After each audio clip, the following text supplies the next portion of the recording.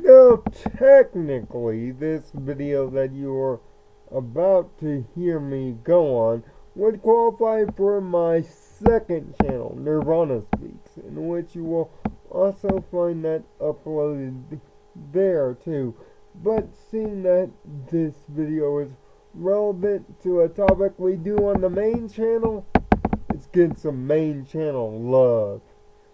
The road to WrestleMania sucks.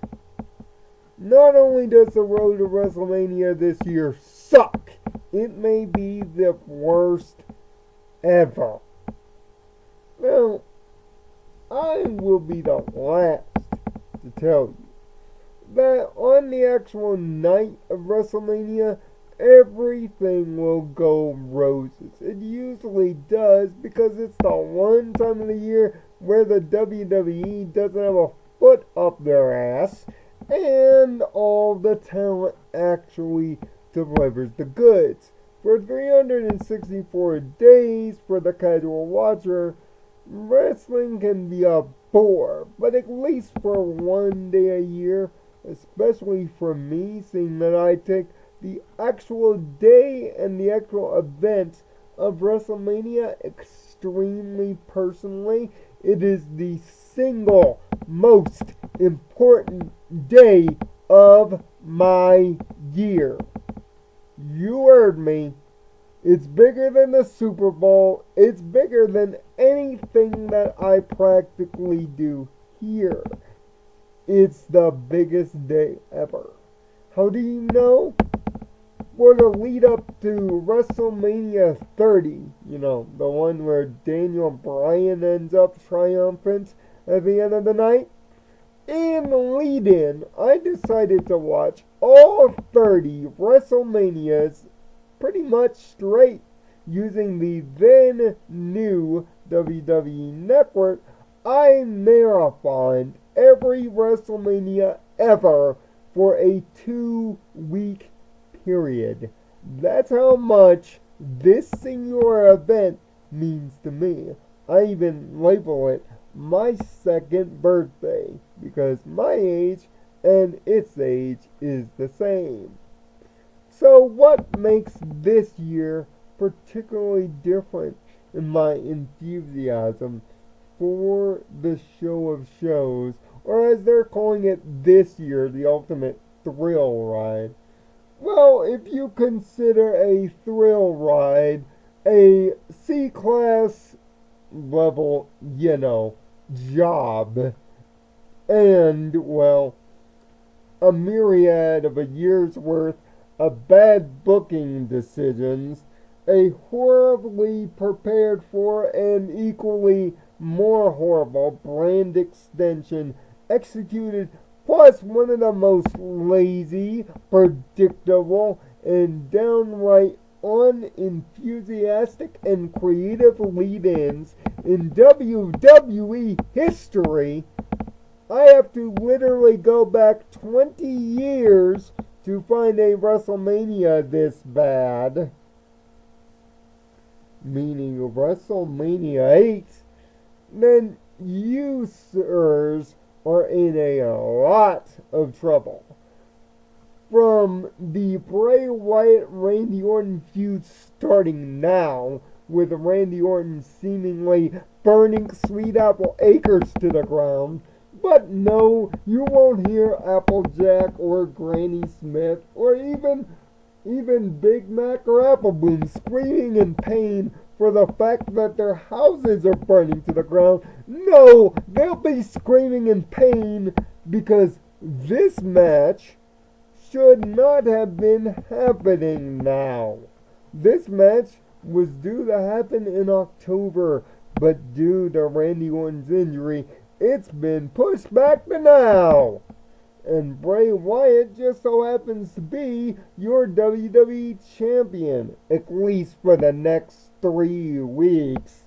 And yes, if this does count as a prediction video, let it be known. It's not officially a predictions video, but you'll see through the bad booking decisions, this thing might as well be. Because Lord knows that Bray Wyatt's been bumping his gums and working his ass off for the last 3 years to get to this point, only to have his first title reign last a grand total of 7 weeks. And it's not the only title that goes through these short title reigns. So does the women's title as well on both Raw and SmackDown.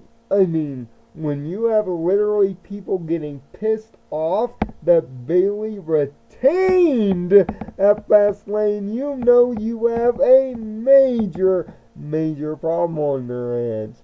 Yes, chances are the match at Mania will probably turn into a fatal 4-way given some Nia Jax interference. But who's to say Nia Jax deserves to be in the match? I mean, after all she does in big important matches is job. Yeah, she's supposed to be this big bad monster, but all she can do for the life of her is job.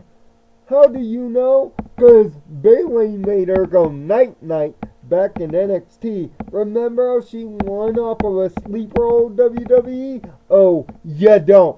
Remember how Asuka made Nia Jax go night-night too?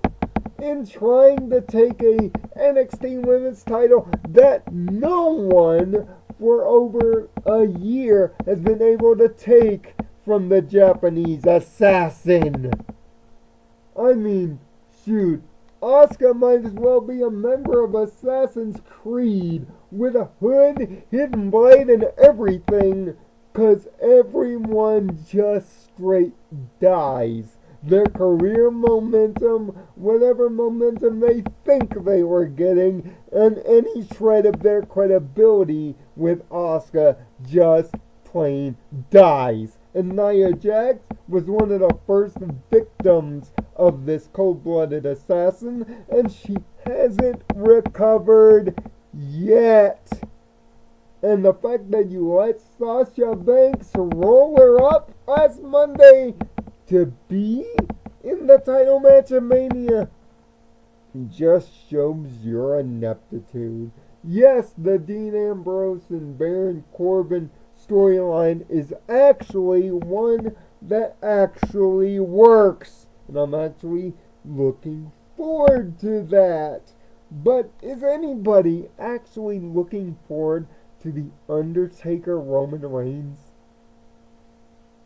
Roman Reigns, a guy that I would bury 6 foot under, pour gasoline over his grave, light it, and once I know his body is thoroughly on fire, piss on the remains, and not even tell his wife and kids that he even existed on this plane of existence, is about to get his career permanently buried into non-credibility by the guy whose career it has been for the past 25 years to put careers literally under.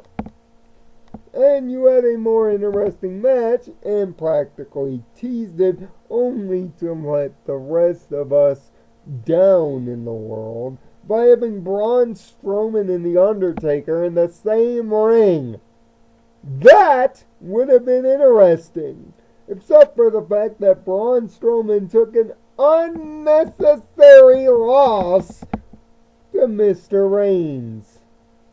Nobody wants this match. There's only one match that anybody really freaking wants, and that's Undertaker Cena, seeing that a certain person from WhatCulture.com wants to start hashtags for saving Rusev's decrepit career. Let me start another one. Hashtag We Want Cena. Pretty much, I want that to be the hashtag during the entirety of the Roman Reigns Undertaker matchup. I want it everywhere over Twitter, and usually I don't make a call for action because I'm not that guy. But darn it, this time I'm actually going to make a call for action, and I want it big time. Because this is the only match that The Undertaker should have against, let's be honest, the GOAT, the greatest of all time. And what is he doing at Mania? Probably beating the Miz's ass and getting his win back from WrestleMania 27. And, oh yeah, their respective wives are in there too. But the only reason that's even interesting is because the Miz, like everything he's done this year, has been busting his ass off. And he's making something that is ridiculous and shouldn't work absolutely completely. As well as the SmackDown Women's title match is going to be interesting, but expect Alexa Bliss to lose the title to whomever. Chances are it's probably going to be either a combination of Asuka or Naomi from out of the blue, but who's to say, right? And if you've noticed how I'm staying particularly on the SmackDown side of the card, this is where WrestleMania falters. Ever since the brand split started, Raw has had the more talented roster from pillar to post. Kevin Owens, Chris Jericho, Finn Balor, Enzo and Cass. Now add Samoa Joe to that mix, plus many others. You would say you would go with that roster if you were building a wrestling sanctuary now to make money off of. But what's the Raw roster doing to make WrestleMania exciting? Absolutely nothing! Outside of Kevin Owens and Chris Jericho, a match that we all kind of knew was going to happen eventually, because Kevin Owens is a sly little dog and a snake in the grass. Is there any other matches that you're interested from the Raw side? No? I thought so. Yes, we have Brock Lesnar and Goldberg.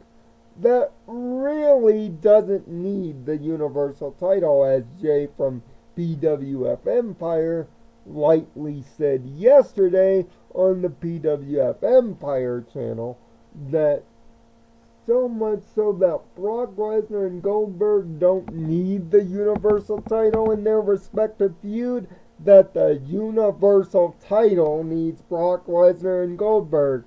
And whose fault is that?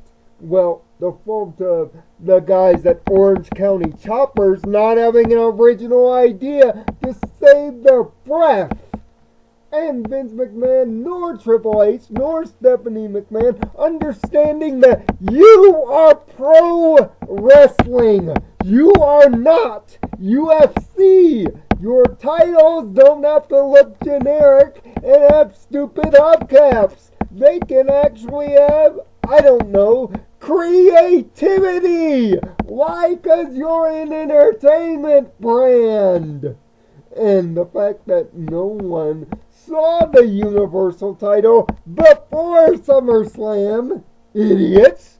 Of course you were going to get a negative reaction. Nobody wanted to see a generic title that looks like the old title, that thank God is in a semi-credible match, as a new title for a brand split that no one asked for.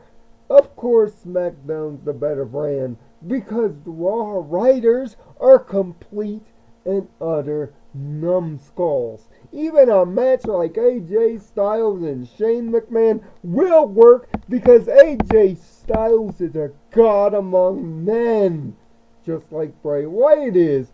But you're going to take the title off him, aren't you? And if you do keep the title on him, that's a grand total of 2 credible pay-per-view wins. No, 3 in the span of 3 years. Congratulations. You get a golf clap.